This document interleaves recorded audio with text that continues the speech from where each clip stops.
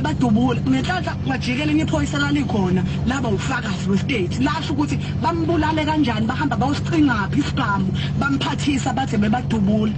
ngoba kuthiwa khona ukukhuluma amaphoyisa ufunda statement esibhalwe yiwona amaphoyisa kodwa akekho ufakazi osalayo asho ukuthi ngempela kuba nje ukuthi amaphoyisa seshilo sekuphelile umphakathi uzokwazi ukuthi nje babulele nje igebengu ebeyibadubula kodwa ubufakazi balokho abekho la ukuze bayikhulumele ukuthi besidutshulwa kanje kwasekuba nje umbuzo wami uthi aphenywa nini IPD ikhona kubuya nini kuzona umsakazweni ukuthi IPD iphenyile yathola ukuthi lamaphoyisa lawa enze kanje enze kahle kubonakala cha hayibulela ngempela ke bekuzigebengu noma basukene baboshwa nini ngamacala bawenzayo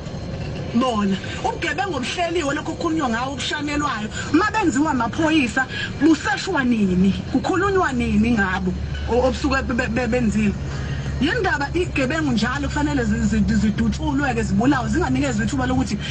ziphendulele kwenze kanjani lokho mina ngibhlungu ngoba lolu daba lolu liyangithinta ngoba mina nginabafowethu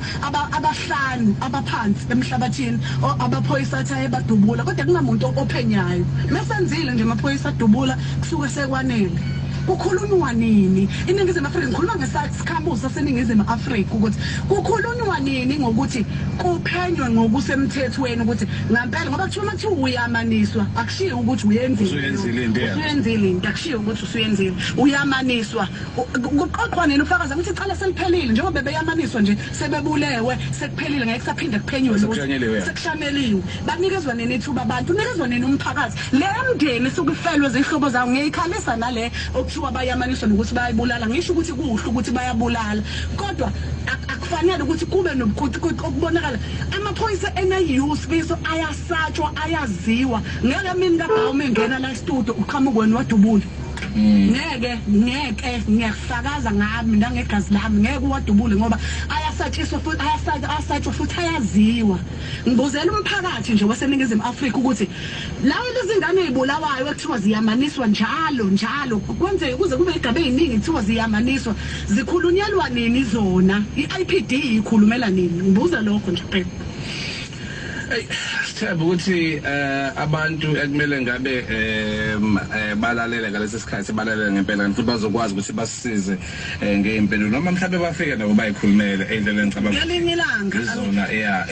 ezizoba right ukuthi kukhulunywe udaba olufana nalo lo into esolisayo sifisa ukuthi banesizathu esisodwa njalo mabedubula abantu bababulala banesizathu esisodwa njalo bebadubula badutshululani bona njalo nje badutshula bafika abantu beyihlalele endlini bebadubula njalo abantu bebadubula ngobani asizona izingane siningizimu Afrika siyabona ukuthi instruction ikhona